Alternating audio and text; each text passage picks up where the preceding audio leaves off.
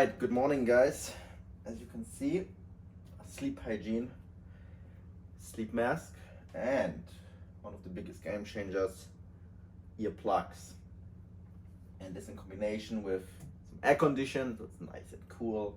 And yeah, I don't really set an alarm. Like usually I set an emergency alarm. Like if I don't sleep in too much, but I usually always sleep in, like I wake up naturally. That is like, yeah, that feels the best. And I have every day the same morning routine, the same, like I don't have any set times when I work, not set times when I go to the gym.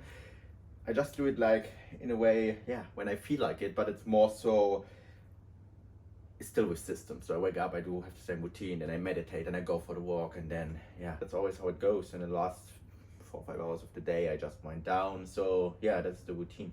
So yeah, let's get up. So with the weight right now, it's even trending a little bit down, but I'm like, what's that?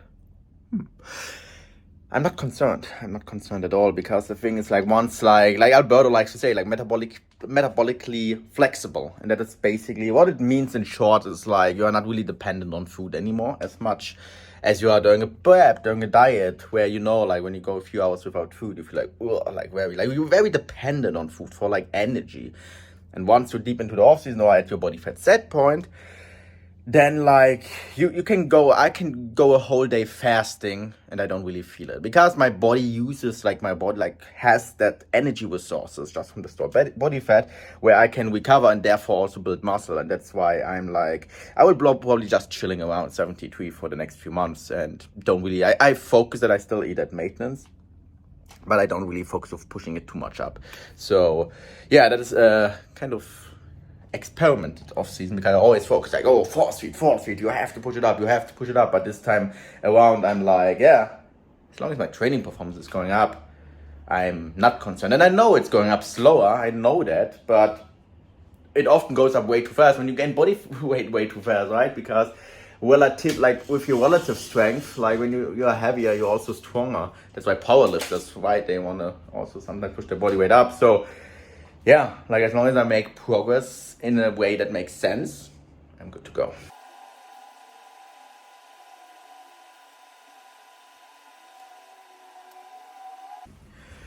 So, that is, since prep, a stable morning. Look at my fridge. You won't believe it, guys.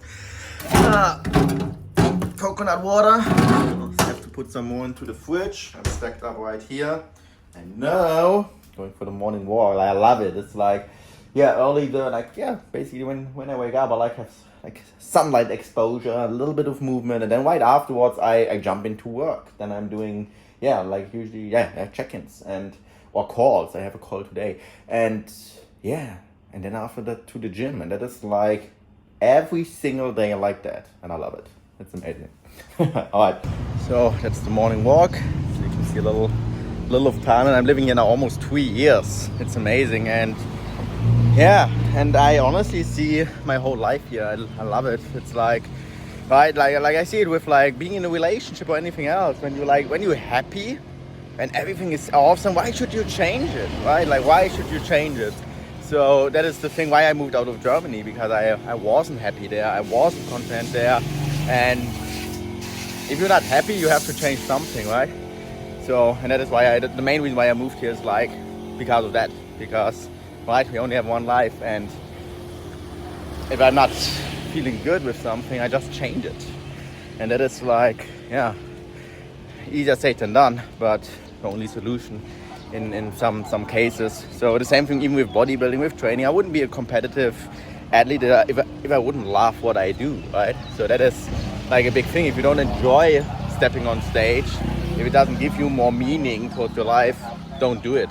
And that is how I see every endeavor in life. Like that's how I see it with like what I do in my free time, this and that, work, everything. It should always be fulfilling. Doesn't mean it should be easy, but it's like it's not easy at all, but it should be fulfilling. And that is how I see like everything, where I live, what I do, and so on. So morning walk is going down every single morning. And on the outside, it might seem like that I'm super easygoing, that I wing my days in a sense, but not fully the case, because I still have like those very rigid systems when like people close to me, they know like I'm very, very like sometimes too rigid with my systems. Like I need to do this morning walk, I need to do this, and being very, very strict with like with my systems basically. And that's the only way how it can work. And it first, I think it needs to be earned in a sense where you like need to have experience, need to know your body, everything. Then you can, put the gas off a little bit in a sense. And the results are, in my experience, even better because I know what like basically moves the needle in a way. And then therefore conserve a lot of energy where I know, hey, I don't need to stress about this or that and that. And I know what actually like brings me the best results. And that is like, that is like a key thing. So I don't waste my energy and time on things that aren't that important. And especially in bodybuilding, a lot of things people do that not really needed. So let's continue. It's usually like 15 minutes, 15-minute walk.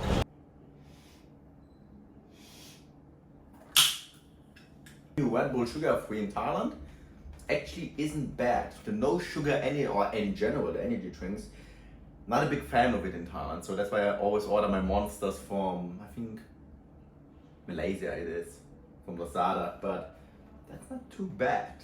Not too bad. Alright.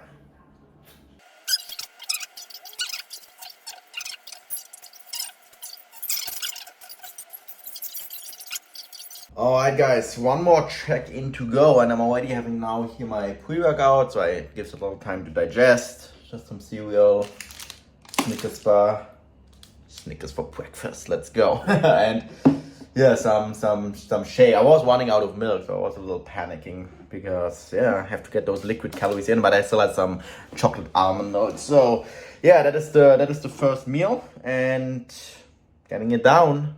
Do one more check-in, then I take a shower.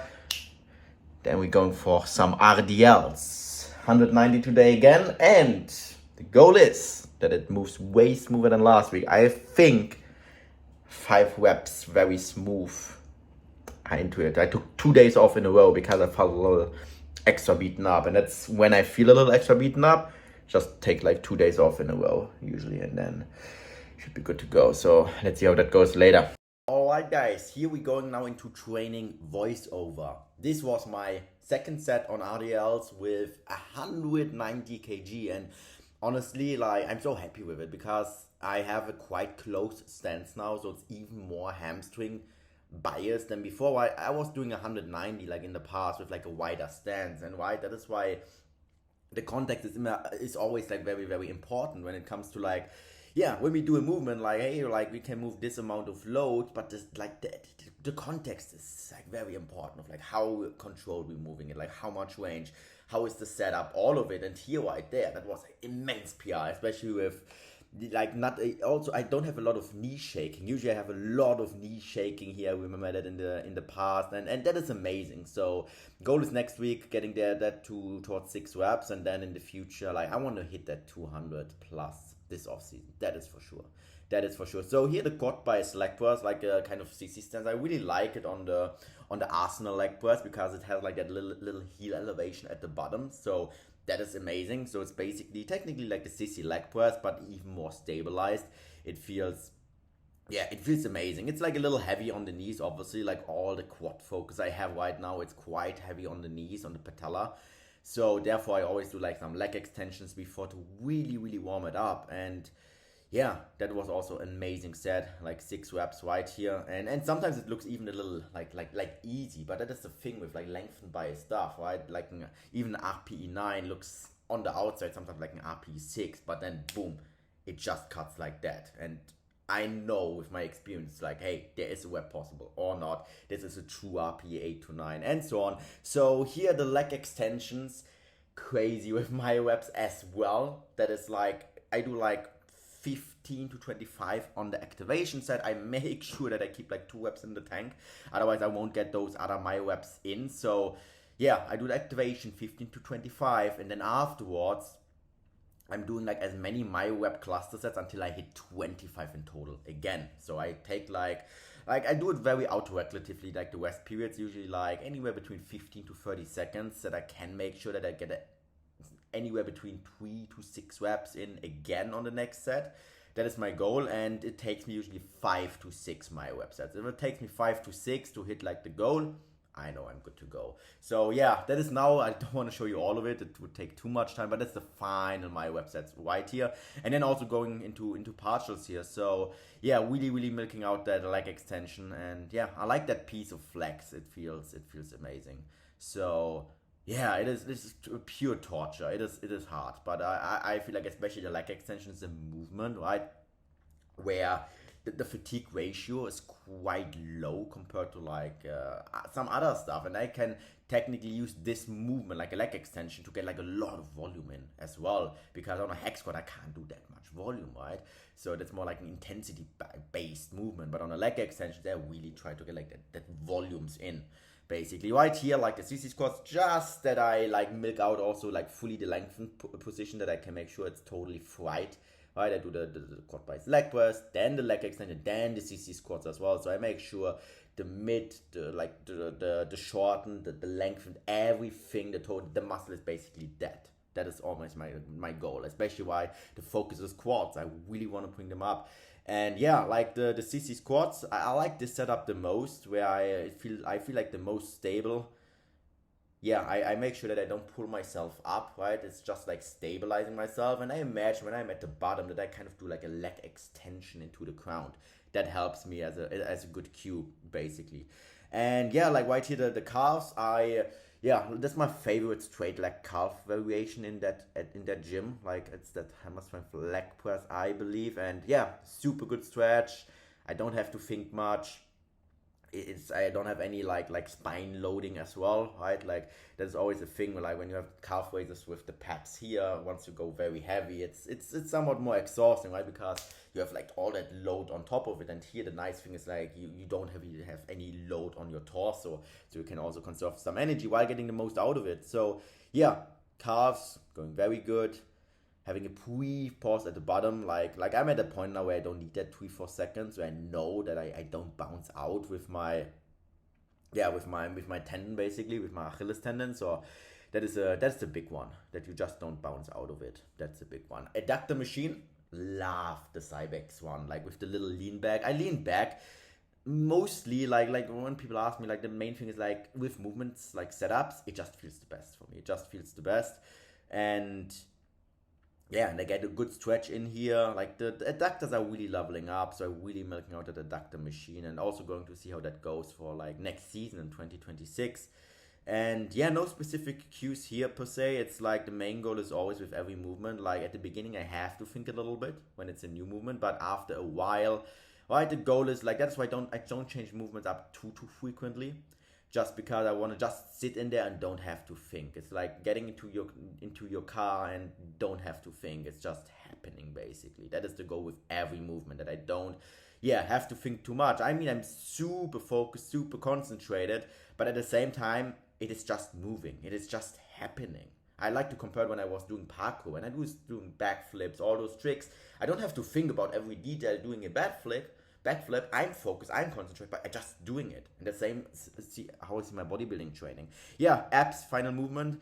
Want to level the abs up this off season as well. So I have the GHR abs, and yeah, and the main thing here is like you always need to remember what is moving the needle, right? Like the function of the abs is like you just want to have mostly spinal movement.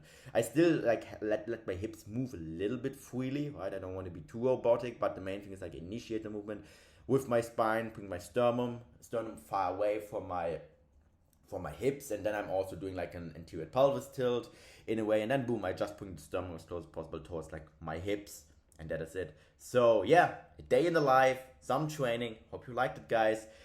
Give it a like if you liked it, comments for questions, subscribe if you want to see more. So my goal is like every week now a video, and then the habit is going on during off season, and then during prep I will have a much easier time like just keeping it up. So see you next one, guys.